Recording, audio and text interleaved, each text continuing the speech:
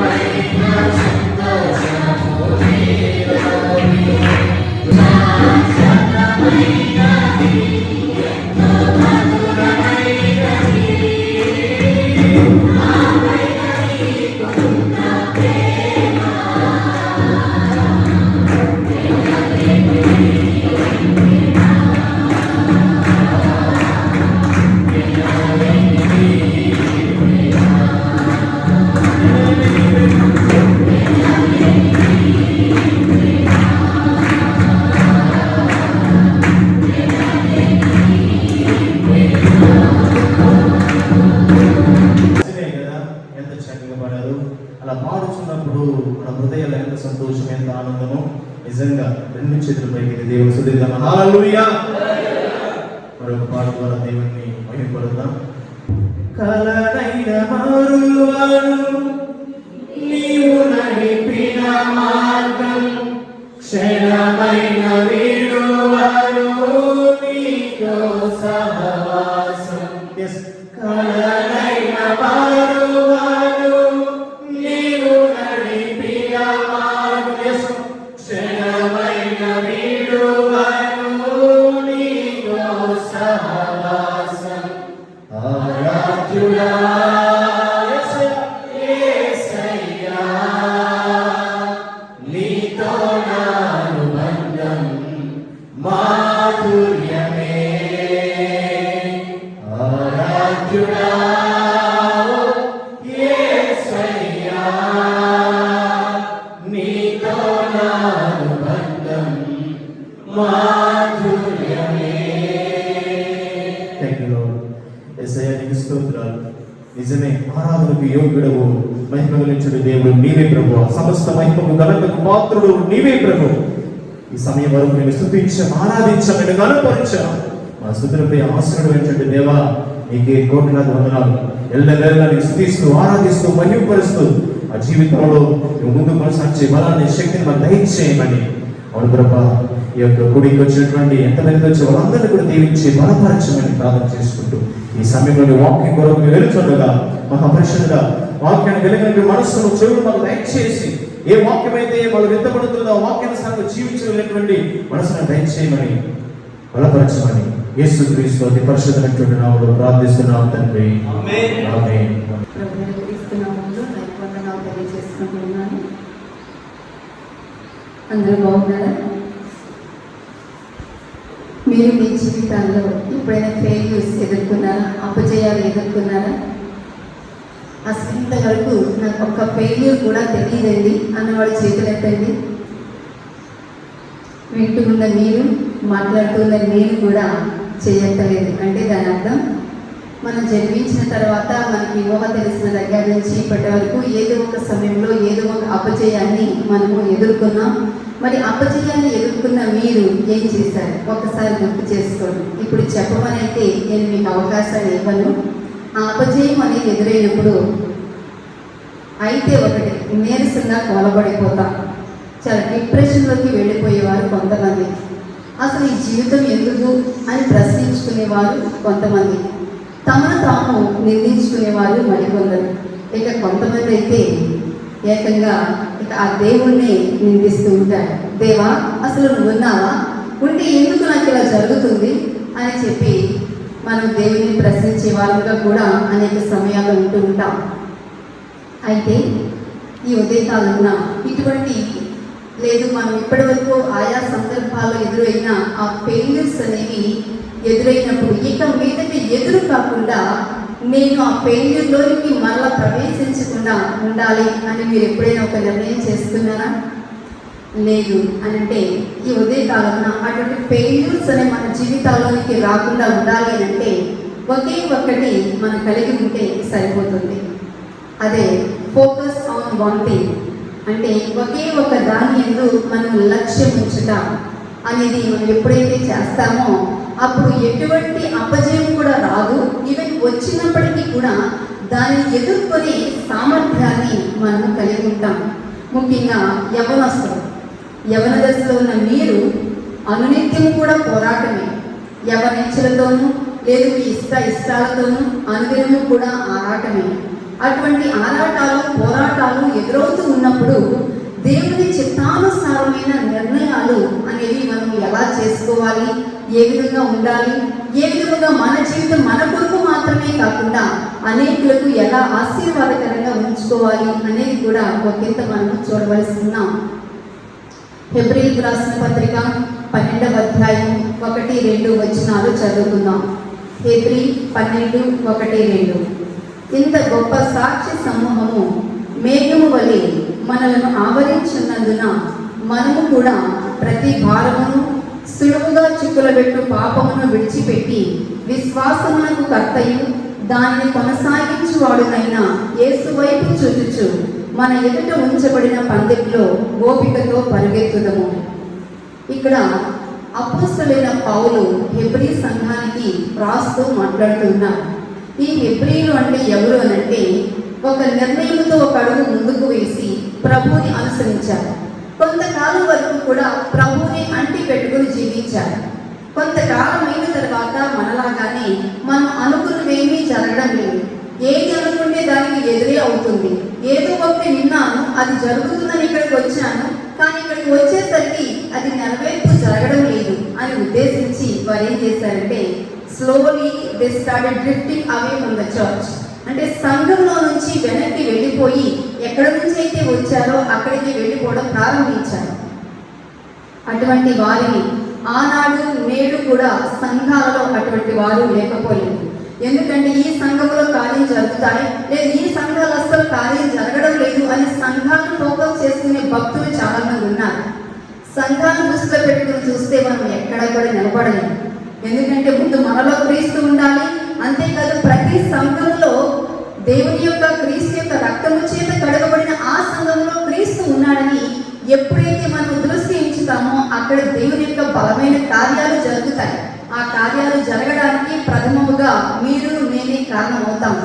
అందుకని మన జీవితాల్లో అపజయాలు అనేవి రాకుండా ఉండాలి అని అంటే, లేదు గొప్ప సక్సెస్ కి మనం ముందుకు వెళ్ళాలి అని అంటే తప్పనిసరిగా focus on one thing, only one thing. మనం ఒకే ఒక్క దాని యందు ఎప్పుడైతే మనము లక్ష్యం ఉంచుతామో అక్కడ దేవుని యొక్క కార్యాలు మనము చూడగలుగుతాం. దేవుడు చెప్పాడు, చాలా చక్కగా ప్రేమగా చెప్పాడు, అయ్యా మీరు ఇలా ఉండండి, మీరు ఇలా ఉండండి అని చెప్పి సమస్తాన్ని కూడా ఇచ్చి ఇలా ఉండండి అని చెప్తే వారు అన్నారు కదా, ఆ సమస్తాన్ని విడిచిపెట్టి ఒకే ఒక్క దాని వైపు చూచారు. చూద్దాం, ఆదికాండము 2వ అధ్యాయము 17-18 వచనాలు. అక్కడ దేవుడు ఆదాము అవ్వను సృష్టించిన తర్వాత వారికి కావలసినవన్నీ ఏర్పాటు చేసిన తర్వాత వారికి చక్కగా సమస్తాన్ని కూడా ఇచ్చి అధికారాన్ని అనుగ్రహించి ఇక్కడ మాట్లాడుతూ ఉన్నారు. ప్రతి వృక్ష ఫలములను నీవు నిరభ్యంతరముగా తినవచ్చును, అయితే మంచి చెడ్డల తెలివినిచ్చు వృక్ష ఫలములను తినకూడదు. నీవు వాటిని తినుమున నిశ్చయముగా చచ్చెదవని నరునికి ఆజ్ఞాపించను. ఇక్కడ దేవుడు చెప్పారు, లుక్ ఎట్ ఎవ్రీథింగ్, మొత్తం ఈ సృష్టి అంతా కూడా చూడు, ఇది నీ కొరకు ఏర్పాటు చేశాను, నీకు ఏది కావాలో తీసుకో, కానీ ఓన్లీ వన్ థింగ్, ఆ ఒక్కదాన్ని చూడమాకు. మనకున్న పెద్ద మంచి చెడ్డ అలవాటు ఏంటో తెలుసా? ఏదైతే వద్దు అంటామో అదే చేయాలి. ఇది కాదు అని అంటే అది ఎస్ అనిపించుకోవాలి. అదే కదా, అందుకని మనకి ఫెయిల్యూర్స్ ఎదురవుతూ ఉన్నాయి. ఎందుకంటే టీచర్స్ దగ్గరికి వెళతారు, అది కావాలి ఇది కావాలి, మీరు అనుకున్నది కాకుండా మరొకటి చేయమని చెప్తే బొంగమూతులు వచ్చేస్తూ ఉంటాయి. అందుకని ఇక్కడ అటువంటి స్థితిలో నుంచి మనం బయటికి రావాలి. పెద్దలైన వారు, అధికారులైన వారు ఏదైనా ఉండి చెప్తూ ఉన్నారు అని అంటే అది మన మంచి కోసమే అని ఎప్పుడైతే మనం అనుకుంటామో అక్కడ మనకు గొప్ప దీవెన దాగి ఉన్నది. ఆనాడు ఆదాము అవ్వను దేవుడు ఉద్దేశించి చెప్పారు, నీవు నిరభ్యంతరంగా తినవచ్చు, తినవలసిన వాటిని తినకుండా తినకూడని వాటిని అపేక్షించి ఆశించి ఫెయిల్యూర్ని ఎదుర్కొని, ఇదిగో నీ వల్ల ఇలా జరిగింది, ఇదిగో నీవిచ్చిన ఈవిడి వల్ల ఇలా జరిగింది అని ఒకరినొకరు బ్లేమ్ చేసుకుంటూ వెళ్ళిపోతూ ఉన్నారు. అంటే మన ఫెయిల్యూర్కి ఎవరంటే కారణం?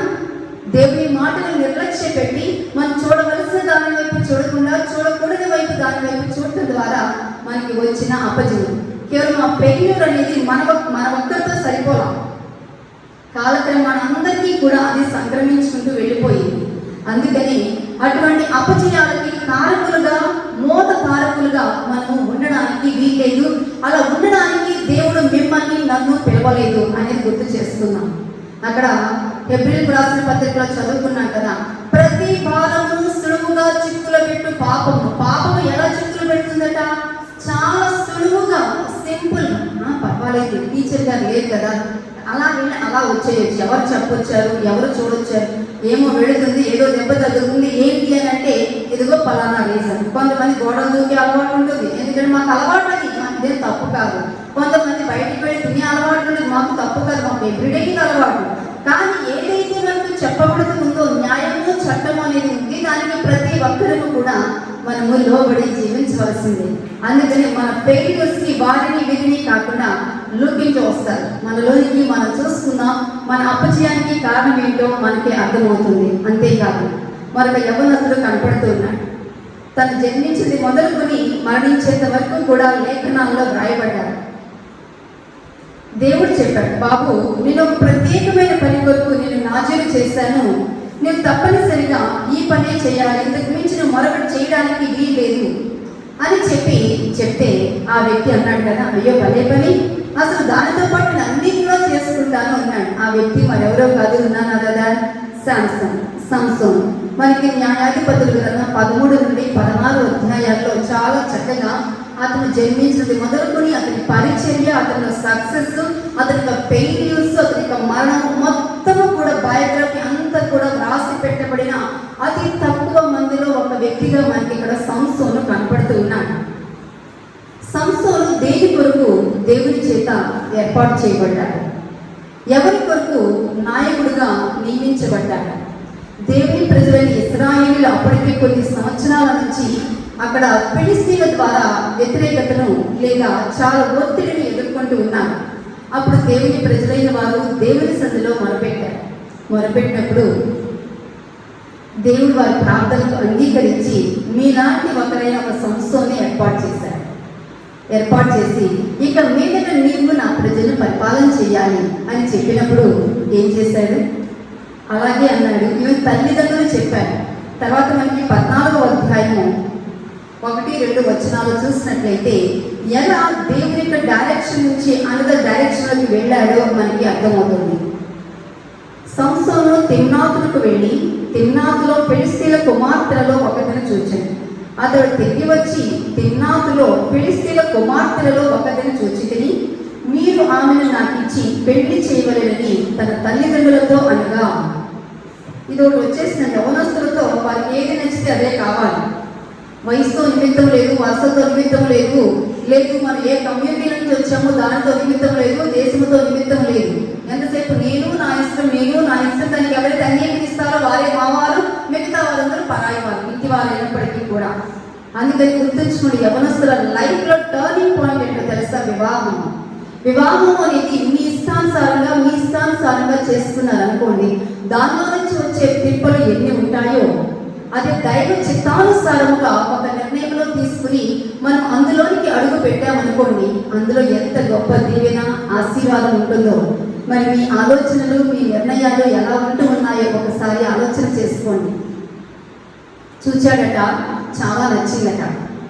తల్లిదండ్రులు వెంటనే అతనితో మాట్లాడిన మాటలు తల్లిదండ్రులు అంటున్నారు, 3వ వచనం, నీ స్వజనుల కుమార్తెలలోనే కానీ నా జనులలోనే కానీ స్త్రీ లేదనుకుని సున్నతి పొందని ఫిలిస్తీన్ల నుండి కన్యను తెచ్చుకునేందుకు వెళ్ళుచున్నావా అంటే బైబిల్లో కాస్తంత మనకి అర్థసహితముగా ఆమోదయోగ్యమైన భాషలో రాయబడింది.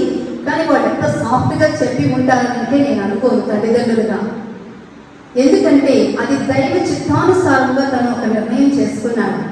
తన ఈ భూలోకంలోనికి రాకముందే తన యొక్క జీవిత ప్రణాళిక అనేది తల్లిదండ్రులకు తెలియచెప్పబడింది. చిన్న వయసు నుంచి ఆ విధంగా ముగ్గు పాలతో పెంచబడ్డారు. కానీ పెంచేసరికి ఎవరి సంబంధమైన ఆలోచనలు అతను దైవ చిత్తానుసారమైన మనసు మీద కప్పివేశారు. అందుకని వెంటనే దానికి వ్యతిరేకమైన నిర్ణయం చేసినప్పుడు తల్లిదండ్రులు ఖండితంగా మాట్లాడుతున్నారు, ఏమయ్యా నీకు మైండ్ ఉందా లేదా? అసలు ఇటువంటి నిర్ణయం నువ్వు ఎలా చేస్తూ ఉన్నావు? నీ జీవితం యొక్క విలువేంటో నీకు తెలుసా? నీ జీవితం నీది కాదు, అనేకుల కొరకు దేవుడు ఏర్పాటు చేసినది అని చెప్పి అక్కడ తెలియచెప్పబడుతూ వచ్చినప్పుడు వినకుండా మళ్ళీ ఏమంటూ ఉన్నాడో చూడండి. అందుకు సంసోను, ఆమె నాకు ఇష్టమైనది కనుక ఆమెను నా కొరకు తెప్పించమని తన తండ్రితో చెప్పాను. ఇక వాళ్ళు ఏమనుకున్నారంటే, పాపం మానవులు కదా, యాక్చువల్లీ ఇక్కడ మనం చదువుతూ ఉంటే యెహోవా చేత అతడు రేపబడి ఈ విధమైన నిర్ణయం చేసుకున్నాడేమో అని అనుకుంటూ ఉన్నారు. కానీ ఒక్కొక్కసారి మనం నిర్ణయం చేసుకున్నప్పుడు God will not speak anything, God kept silent. అలా అని దేవుడు మౌనంగా ఉన్నాడు కదా అని అది దేవుని చిత్తం అని అనుకోవడానికి వీల్లేదు. ఆలోచించండి.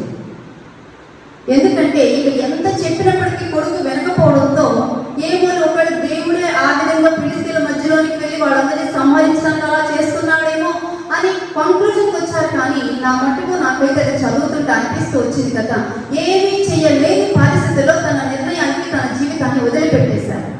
జాగ్రత్త, యవనస్తులైన మీరు మీ నిర్ణయాలు, మీ ఇష్టాలు ఎలా ఉంటూ ఉన్నాయి? దేవునికి ప్రథమ ప్రయారిటీ ఇస్తూ ఉన్నారా? లేకపోతే మన ఇష్టానికి, మన చిత్తానికి, లేదు ఏదంటే నేను కోరితే అవ్వాలి అని చెప్పి దానికి ఎక్కువ ప్రయారిటీని మీరు ఇస్తూ ఉన్నారా? ఆలోచించుకోండి. సంస్థను సక్సెస్ అయ్యాడు తన జీవితంలో. తన జీవితాన్ని అర్థంతరంగా ముగించుకోవలసి వచ్చింది. ఎన్నో గొప్ప కార్యాలు తనకున్న బలము చేత, దేవుని ఆత్మ చేత నింపబడినప్పుడు సునాయాసముగా శత్రువుల మీద దాడి చేసేవాడు గొప్ప విజయాన్ని తీసుకొచ్చాడు తన ప్రజల వారికి. కానీ ఎప్పుడైతే దేవునికి అవిధేయుడిగా మారాడో, ఎప్పుడైతే when he failed to focus on one thing, దేవుడు ఎటువంటి చూడమని చెప్పాడో దాని విషయంలో ఫెయిల్ అయిపోయినప్పుడు అక్కడ తన జీవితం ఒక ఫెయిల్యూర్గా మారిపోయింది. అందుకని అటువంటి జీవితాలు వద్దు. మనం నాట్యం చేయబడిన వారు, దేవుని కొరకు ఒక ప్రత్యేకమైన పర్పస్ కొరకు మనందరం కూడా ప్రత్యేకించబడ్డాం అని తెలుసుకోవాలి. ఇలా కొనసాగుతూ ఉండే సమయంలోనే ఎన్నో రకాల డిస్ట్రాక్షన్స్ వస్తూ ఉంటాయి. పక్కతో పట్టించే ఆలోచనలు ఎన్నో కమ్ముకుంటూ వస్తూ ఉంటాయి. మన స్నేహితులు మనం ప్రేరేపిస్తూ ఉంటారు, ఇది మంచిదే, గో అహెడ్ అని చెప్పి. అయినప్పటికీ లుక్ అండ్ గాడ్, ఏదైతే దేవుడు నీ ముందు ఉంచారో, దేని విషయంలో నిన్ను ఫోకస్ చేయమని చెప్పారో దానిని కనుక మనం ఫెయిల్ అయిపోయినట్లయితే ఇక మన జీవితం అనేది టోటలీ ఫెయిల్యూర్. ఎందుకంటే చూడకుండా ఫెయిల్ అయిపోయాం. దేని వైపు ఆనాడు ఆదాము అవ్వలు దేవుడు ఎటువైపు అయితే చూడమన్నారు, తర్వాత కాలంలో సంస్థను ఎటువైపు అయితే దేవుడు చూడమని చెప్పారో వాటన్నిటినీ చూడకుండా ఫెయిల్ అయిపోయినట్టుగా మనకి కనపడుతూ ఉంది. తర్వాతగా మనం చూసినట్లయితే 2 తిమోతి పత్రిక 4వ అధ్యాయం 6 నుండి 8 వచనాల్లో అక్కడ పౌలు గారు చాలా గొప్ప మాటలు మాట్లాడుతూ వస్తూ ఉన్నారు. ఒకప్పుడు క్రైస్తవులైన వారిని హింసించడమే దేవుని యొక్క చిత్తముగా ఎంచిన పౌలు కాలగమనాన యేసు చేత దర్శించబడి దేవుని యొక్క చిత్తానికి తనను తాను సంపూర్ణముగా సమర్పించుకుని ఒక నిర్ణయం చేసుకుని ముందుకు వెళ్తూ ఉన్నాడు. మరి ఆనాడు పౌలుకు రాలేదా? ఎన్నో రకాలుగా వచ్చాయి, ఎన్నో రకాలైన తిప్పలు వచ్చాయి, కష్టాలు వచ్చాయి, నష్టాలు వచ్చాయి. అయినప్పటికీ కూడా ఫోకస్ ఆన్ జీసస్. 1 కొరింథీ పత్రిక 9వ అధ్యాయం 16వ వచనంలో ఒక గొప్ప మాట మాట్లాడతారు. నేను సువార్త ప్రకటింపవలసి ఉన్నాను, సువార్త ప్రకటన చేయకపోయిన యెడల నాకు శ్రమ. అంతేకాదు సువార్తను ప్రకటింపవలసిన భారము నా మీద మోపబడి ఉన్నది. అది పౌలు తన జీవితంలో అదే తన గురిగా పెట్టుకున్నాడు. when he started his life, క్రీస్తుతో తన జీవితం అనేది ప్రారంభించినప్పుడు ఒకటే చూస్తూ వచ్చారు, దేవుడు, దేవుని చిత్తము, క్రీస్తు, సువార్త. ఈ వీటి మీద లక్ష్యం ఉంచుతూ అంటూ ఉన్నారు కదా, సువార్త ప్రకటన చేయవలసిన భారము. ఏ విధమైన భారాలతో మీరు నింపబడుతూ ఉన్నారు?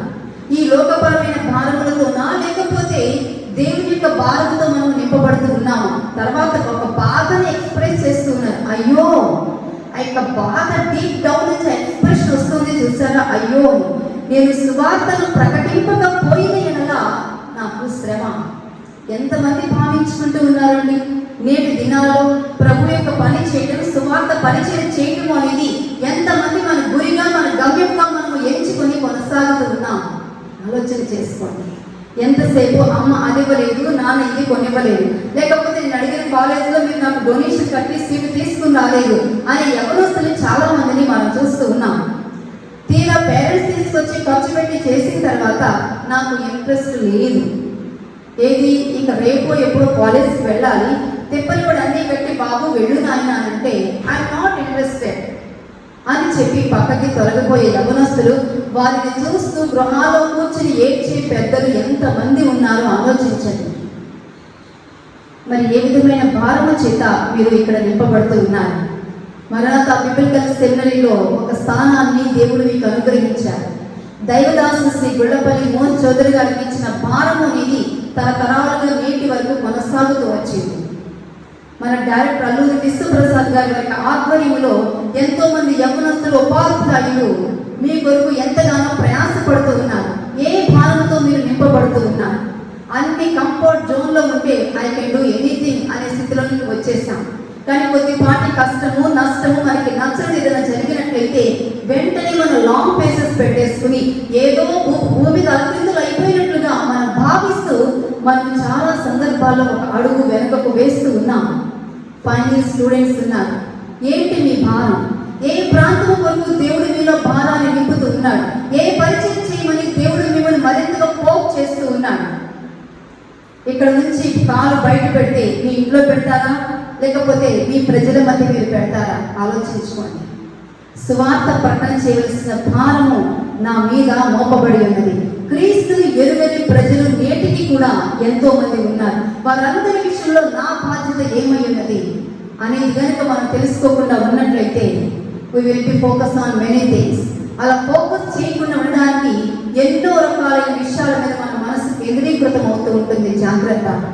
అందుకని అనునిత్యము కూడా వాట్ ఆమ్ ఐ ఫోకసింగ్, నేను దేని వైపు నా దృష్టిని పెడుతూ ఉన్నాను, దేని వైపు నేను చూస్తూ ఉన్నాను అనేది మనం ఇంత ఆలోచన చేసుకోవాల్సి ఉన్నాం. 2 తిమోతి పత్రిక 4వ అధ్యాయం 6 నుండి 8 వచనాలలో అక్కడ పౌలు గారు చాలా గొప్ప మాటలు మాట్లాడుతూ వస్తూ ఉన్నారు. నేను ఇప్పుడే పానార్పణంగా పోయబడుచున్నాను. నేను వెడలిపో కాలము సమీపమై ఉన్నది. మంచి పోరాటము పోరాడిది, నా పరుగు కడగొట్టించింది, విశ్వాసము కాపాడుకుంటుంది. ఇక మీదట నా కొరకు నీతి కిరీటం ఉంచబడి ఉన్నది. ఎంత విశ్వాస సహితమైన మాటలు మాట్లాడుతున్నారు. ఎందుకంటే అటువంటి గొప్ప జీవితాన్ని తాను జీవిస్తూ వచ్చారు. ఆ జీవితంలో దేవునిగా చూస్తూ ఒక విశ్వాసంతో ఒక గొప్ప మాట మాట్లాడగలుగుతూ ఉన్నారు. ఎందుకంటే when he looks back, ఒకసారి తన వెనక్కి కనుక తిరిగి చూసుకున్నట్లయితే ప్రతి సంవత్సరము కూడా తాను ప్రభు కొరకు ఖర్చు పెట్టిన జీవితము, తాను ప్రభు కొరకు చెల్లించిన వెల అనేది కనపడుతూ ఉంది. మరి మనము ఏ విధమైన వెలను చెల్లిస్తూ ఉన్నాం? ఏ విధంగా మనం ప్రభు కొరకు, మన ప్రజల కొరకు మనం ఇక్కడ ఉండి సమయాన్ని ఖర్చు పెడుతూ ఉన్నాం? ఆలోచించుకోండి.